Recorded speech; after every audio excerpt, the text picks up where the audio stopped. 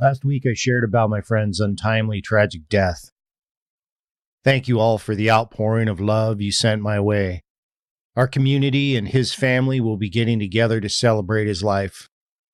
For anyone that thinks you can come into the program, clean up for a while, and go hit it again and again, let this be a wake-up. Martin had been doing that for so long, none of us had sensed the urgency this time. He's now at his final meeting. Grab this program with all the gusto you can muster. You deserve it, and you're worth it. Welcome to episode 15 of Two Drunks to the Mic, the podcast where we share our past so that others might have a future. We want to thank everyone that has come alongside us in support of our mission to simply be addicts helping addicts. Our show can be found wherever podcasts are found, and we're happy to announce that this now includes iHeartRadio. We do ask that you subscribe and share. Also, reviewing the show on your preferred outlet or even on our Facebook page is a big help. In episode 14, Randy, Luke, and I discussed some of the struggles that we faced in early recovery and how we moved past them, as well as the importance of balance within our personal programs. There were a couple times during that conversation at which we referenced one or two insights found on page 30 of the big book of Alcoholics Anonymous. We didn't camp out on them or anything, but I want to expand on them today. You see, the short statement of the passing of this young man I read at the beginning of this episode is a true story, a very recent one. He was not part of my life, but he was a part of someone's. And that person posted this plea as a warning. I changed the name, of course, out of respect, but the name could have easily been mine or that of anyone else you have heard from on this show. It could be you, your neighbors, or anyone else in your life. And that, I believe, is the point of the warning found starting on page 30 of the big book. So I want to do something a little different today. I'm going to present Chapter 3 of the big book in its entirety. It's not long. It's maybe like 13 pages, I think. Maybe you're not a problem drinker or aren't sure if you are. That doesn't matter.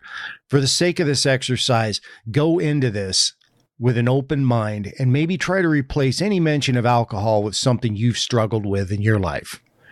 Maybe reflect on some of the lengths you go to or have gone to have things your way. Reflect on the hopelessness you might encounter. I'm not suggesting to dwell on it, though. I mean, there is no future in that, so don't dwell. Just reflect. I'll be reading from the 3rd edition of the big book. There are obviously newer ones, but this is just how I roll. Some of the statistics have changed over the years, but the general truth of the chapter, it's not changed. But just like most everything else, there are things within the big book that I don't totally agree with. I certainly don't hold it up as some type of sacred text. But if you do, I respect your position. If you happen to think that the whole book is a load of garbage, I even respect your position. But let me say this. When it comes to the illustrations I'm going to read, they nailed how I was. Randy, Luke, Gary, everybody that you've heard from on this program so far have all encountered their similar experiences with the insanity described. So, whether you read this every day or perhaps it's the first time you're hearing it, take it for what it's worth. I'll throw some links up in the show notes. Maybe you can find some resources if you have any questions. So starting on page 30, chapter 3, more about alcoholism. Most of us have been unwilling to admit we were real alcoholics.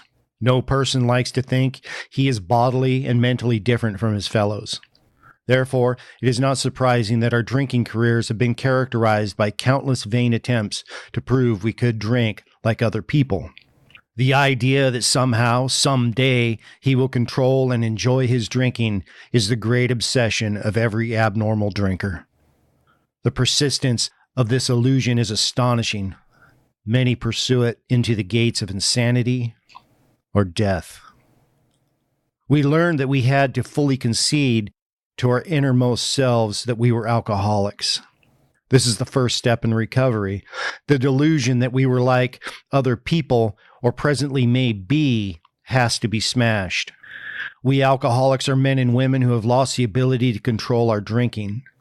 We know that no real alcoholic ever recovers control.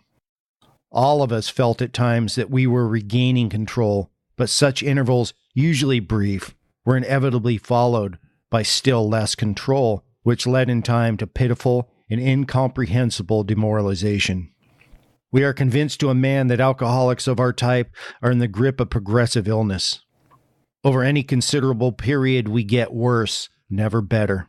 We are like men who have lost their legs. They never grow new ones. Neither does there appear to be any kind of treatment which will make alcoholics of our kind like other men. We have tried every imaginable remedy. In some instances, there has been brief recovery, followed always by a still worse relapse. Physicians who are familiar with alcoholism agree there is no such thing as making a normal drinker out of an alcoholic. Science may one day accomplish this, but it hasn't done so yet. Despite all we can say, many who are real alcoholics are not going to believe they are in that class. By every form of self-deception and experimentation, they will try to prove themselves exceptions to the rule, therefore non-alcoholic.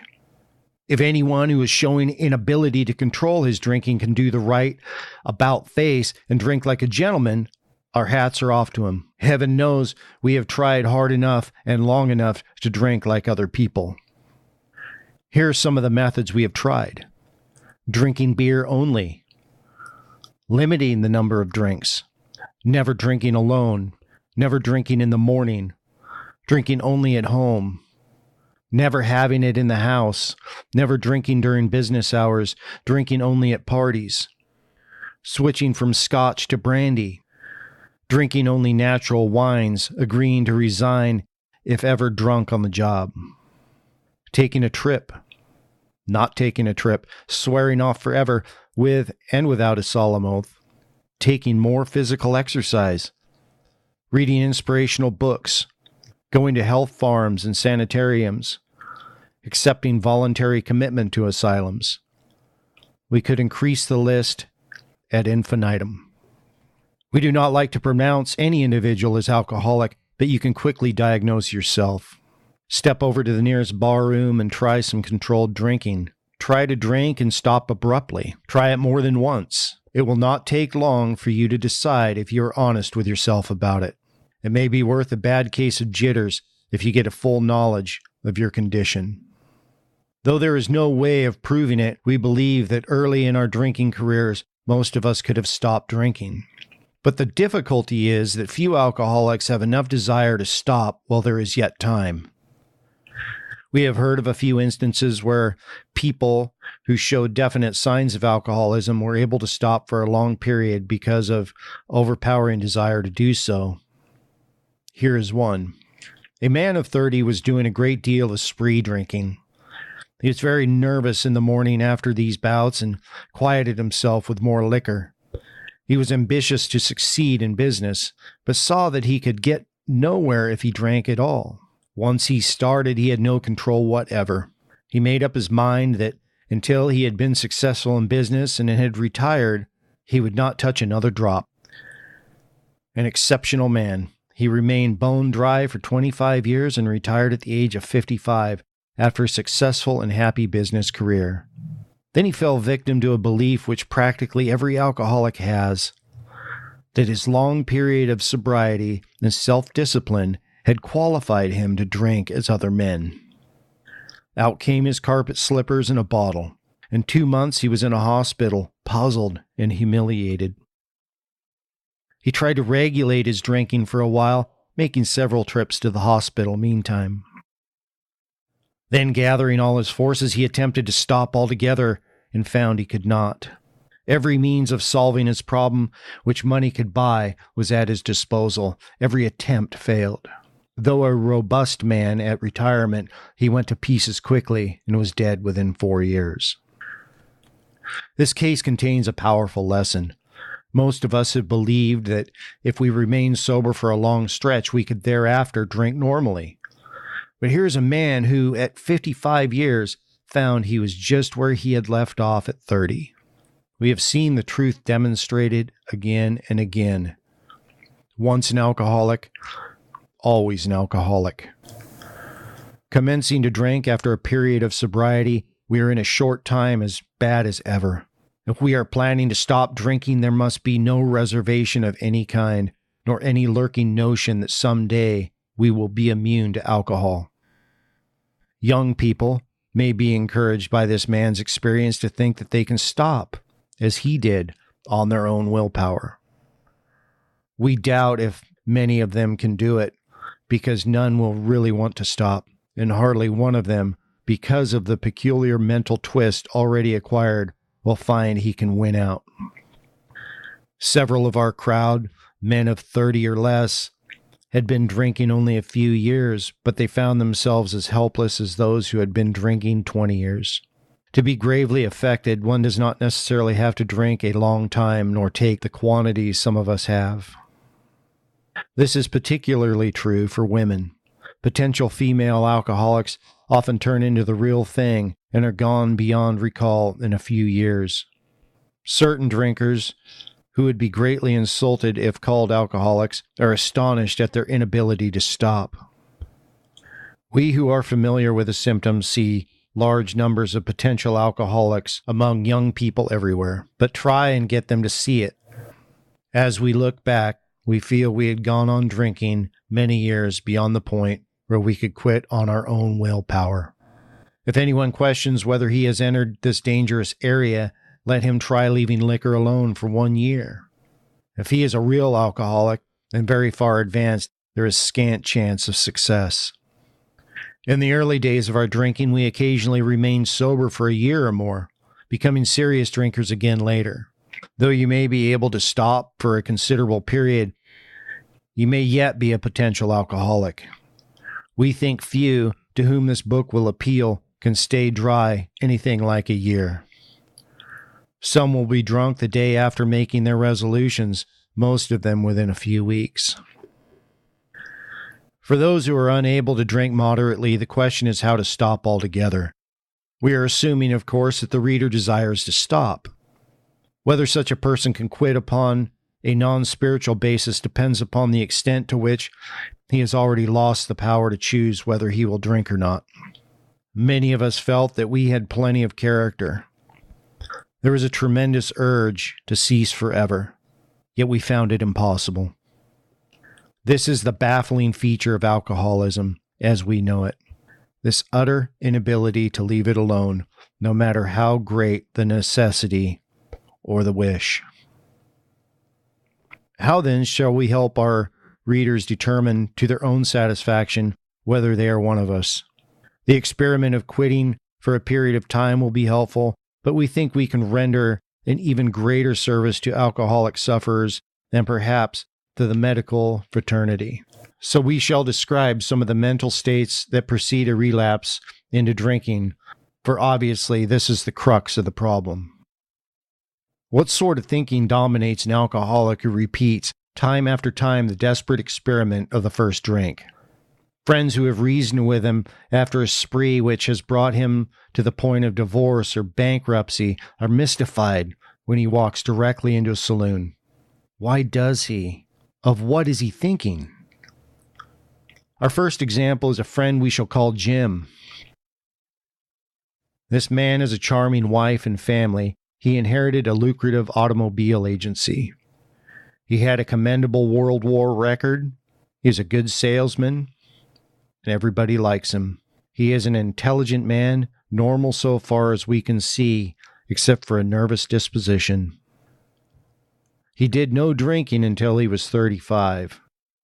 In a few years, he became so violent when intoxicated that he had to be committed. On leaving the asylum, he came into contact with us. We told him what we knew of alcoholism and the answer we had found. He made a beginning. His family was reassembled, and he began to work as a salesman for the business he had lost through drinking. All went well for a time, but he failed to enlarge his spiritual life. To his consternation, he found himself drunk half a dozen times in rapid succession. On each of these occasions, we worked with him, reviewing carefully what had happened. He agreed he was a real alcoholic and in a serious condition. He knew he faced another trip to the asylum if he kept on. Moreover, he would lose his family, for whom he had a deep affection. Yet he got drunk again. We asked him to tell us exactly how it happened. This is his story. I came to work on Tuesday morning. I remember I felt irritated that I had to be a salesman for a concern I once owned. I had a few words with the boss, but nothing serious. Then I decided to drive into the country and see one of my prospects for a car. On the way, I felt hungry, so I stopped at a roadside place where they have a bar. I had no intention of drinking. I just thought I would get a sandwich. I also had the notion that I might find a customer for a car at this place, which was familiar, for I had been going to it for years. I had eaten there many times during the months I was sober. I sat down at a table and ordered a sandwich and a glass of milk. Still no thought of drinking. I ordered another sandwich and decided to have another glass of milk. Suddenly the thought crossed my mind that if I were to put an ounce of whiskey in my milk, it couldn't hurt me on a full stomach. I ordered a whiskey and poured it into the milk. I vaguely sensed I was not being any too smart, but felt reassured as I was taking the whiskey on a full stomach. The experiment went so well that I ordered another whiskey and poured it into more milk. That didn't seem to bother me, so I tried another. Thus started one more journey to the asylum for Jim. Here was the threat of commitment, the loss of family and position, to say nothing of that intense mental and physical suffering which drinking always caused him. He had much knowledge about himself as an alcoholic, yet all reasons for drinking were easily pushed aside in favor of the foolish idea that he could take whiskey if only he mixed it with milk. Whatever the precise definition of the word may be, we call this plain insanity. How can such a lack of proportion or the ability to think straight be called anything else? You may think this an extreme case. To us, it is not far-fetched, for this kind of thinking has been characteristic of every single one of us. We have sometimes reflected more than Jim did upon the consequences, but there was always the curious mental phenomenon that parallel with our sound reasoning, there inevitably ran some insanely trivial excuse for taking the first drink. Our sound reasoning failed to hold us in check. The insane idea won out. Next day, we would ask ourselves, in all earnestness and sincerity, how it could have happened. In some circumstances, we have gone out deliberately to get drunk, feeling ourselves justified by nervousness, anger, worry, depression, jealousy, or the like. But even in this type of beginning, we are obliged to admit that our justification for a spree was insanely insufficient in the light of what always happened. We now see that when we begin to drink deliberately instead of casually, there was little serious or effective thought during the period of premeditation of what the terrific consequences might be. Our behavior is as absurd and incomprehensible with respect to the first drink as that of an individual with a passion, say, for jaywalking. He gets a thrill out of skipping in front of fast-moving vehicles. He enjoys himself for a few years in spite of the friendly warnings. Up to this point, you could label him as a foolish chap, having queer ideas of fun. Luck then deserts him, and he is slightly injured several times in succession. You would expect him, if he were normal, to cut it out.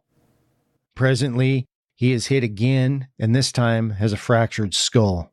Within a week after leaving the hospital, a fast-moving trolley car breaks his arm. He tells you he has decided to stop jaywalking for good, but in a few weeks, he breaks both legs. On through the years, his conduct continues, accompanied by his continual promises to be careful or to keep off the streets altogether. Finally, he can no longer work. His wife gets a divorce, and he is held up to ridicule. He tries every known means to get the jaywalking idea out of his head. He shuts himself up in an asylum, hoping to mend his ways. But the day he comes out, he races in front of a fire engine which breaks his back. Such a man would be crazy, wouldn't he? You may think our illustration is too ridiculous, but is it? We who have been through the ringer have to admit we substituted alcoholism for jaywalking. The illustration would fit us exactly. However intelligent we may have been in other respects, where alcohol has been involved, we have been strangely insane.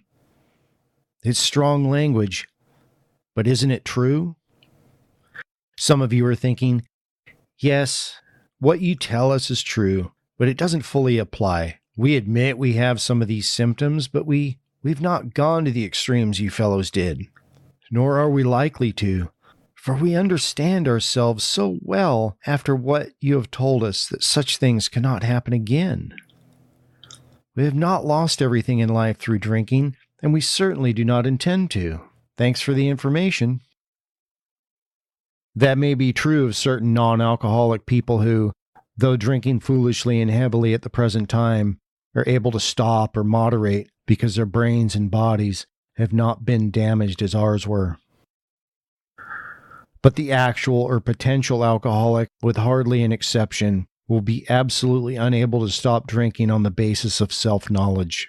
This is a point we wish to emphasize and re-emphasize to smash home upon our alcoholic readers, as it has been revealed to us out of bitter experience. Let us take another illustration. Fred is a partner in a well-known accounting firm. His income is good, he has a fine home, is happily married, and the father of promising children of college age. He has so attractive a personality that he makes friends with everyone. If ever there was a successful businessman, it is Fred. To all appearance, he is a stable, well-balanced individual, yet he is alcoholic. We first saw Fred about a year ago in a hospital where he had gone to recover from a bad case of jitters. It was his first experience of this kind, and he was much ashamed of it. Far from admitting he was an alcoholic, he told himself he came to the hospital to rest his nerves. The doctor intimated strongly that he might be worse than he realized. For a few days, he was depressed about his condition. He made up his mind to quit drinking altogether. It never occurred to him that perhaps he could not do so, in spite of his character and standing. Fred would not believe himself an alcoholic, much less accept a spiritual remedy for his problem. We told him what we knew about alcoholism. He was interested and conceded that he had some of the symptoms, but he was a long way from admitting that he could do nothing about it himself. He was positive that this humiliating experience, plus the knowledge he had acquired, would keep him sober the rest of his life. Self-knowledge would fix it. We heard no more of Fred for a while. One day we were told that he was back in the hospital. This time he was quite shaky. He soon indicated he was anxious to see us. The story he told us was most instructive, for here was a chap absolutely convinced he had to stop drinking, who had no excuse for drinking, who exhibited splendid judgment and determination in all his other concerns, yet was flat on his back nevertheless. Let him tell you about it. I was much impressed with what you fellows said about alcoholism, and I frankly did not believe it would be possible for me to drink again.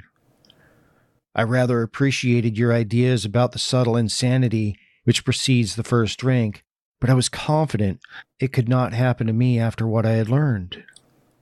I reasoned I was not so far advanced as most of you fellows, that I had been usually successful in licking many other personal problems, and that I would therefore be successful where you men failed. I felt I had every right to be self-confident, that it would be only a matter of exercising my willpower and keeping on my guard. In this frame of mind, I went about my business, and for a time, all was well. I had no trouble refusing drinks, and began to wonder if I had not been making too hard work of a simple matter. One day I went to Washington to present some accounting evidence to a government bureau. I had been out of town before during this particular dry spell, so there was nothing new about that. Physically, I felt fine. Neither did I have any pressing problems or worries. My business came off well. I was pleased and knew my partners would be too. It was the end of a perfect day, not a cloud on the horizon. I went to my hotel and leisurely dressed for dinner. As I crossed the threshold of the dining room, the thought came to mind that it would be nice to have a couple of cocktails with dinner. That was all, nothing more. I ordered cocktail and a meal. Then I ordered another cocktail. After dinner, I decided to take a walk. When I returned to the hotel, it struck me a highball would be fine before going to bed. So I stepped into the bar and had one. I remember having several more that night and plenty next morning. I have a shadowy recollection of being in an airplane bound for New York and of finding a friendly taxicab driver at the landing field instead of my wife. The driver escorted me about for several days. I know little of where I went or what I said and did. Then came the hospital with unbearable mental and physical suffering. As soon as I regained my ability to think, I went carefully over that evening in Washington. Not only had I been off guard, I had made no fight whatever against the first drink. This time I had not thought of the consequences at all. I had commenced to drink as carelessly as though the cocktails were ginger ale. I now remembered what my alcoholic friends had told me. How they prophesied that if I had an alcoholic mind, the time and place would come. I would drink again. They had said that though I did raise a defense, it would one day give way before some trivial reason for having a drink. Well, just that did happen, and more. For what I had learned of alcoholism did not occur to me at all. I knew from that moment that I had an alcoholic mind. I saw that willpower and self-knowledge would not help in those strange mental blank spots. I had never been able to understand people who said that a problem had them hopelessly defeated. I knew then it was a crushing blow. 2 of the members of Alcoholics Anonymous came to see me. They grinned, which I didn't like so much, and then asked me if I thought myself alcoholic, and if I were really licked this time. I had to concede both propositions. They piled on me heaps of evidence to the effect that an alcoholic mentality, such as I had exhibited in Washington, was a hopeless condition. They cited cases out of their own experience by the dozen. This process snuffed out the last flicker of conviction that I could do the job myself. Then they outlined the spiritual answer and program of action, which 100 of them had followed successfully. Though I had been only a nominal churchman, their proposals were not intellectually hard to swallow. But the program of action, though entirely sensible, was pretty drastic. It meant I would have to throw several lifelong conceptions out of the window. That was not easy. But the moment I made up my mind to go through with the process, I had the curious feeling that my alcoholic condition was relieved, as in fact it proved to be. Quite as important was the discovery that spiritual principles would solve all my problems. I have since been brought into a way of living infinitely more satisfying and, I hope, more useful than the life I lived before. My old manner of life was by no means a bad one, but I would not exchange its best moments for the worst I have now. I would not go back to it even if I could. Fred's story speaks for itself. We hope it strikes home to thousands like him. He had felt only the first nip of the ringer. Most alcoholics have to be pretty badly mangled before they really commence to solve their problems. Many doctors and psychiatrists agree with our conclusions. One of these men, staff member of the world-renowned hospital, recently made this statement to some of us. What you say about the general hopelessness of the average alcoholic's plight is, in my opinion, correct. As to 2 of you men whose stories I have heard, there is no doubt in my mind that you are 100% hopeless, apart from divine help. Have you had offered yourselves as patients at this hospital, I would not have taken you if I had been able to avoid it. People like you are too heartbreaking. Though not a religious person, I have profound respect for the spiritual approach in such cases as yours. For most cases, there is virtually no other solution. Once more, the alcoholic at certain times has no effective mental defense against the first drink. Except in a few rare cases, neither he nor any other human being can provide such a defense. His defense must come from a higher power. Until next time, God bless.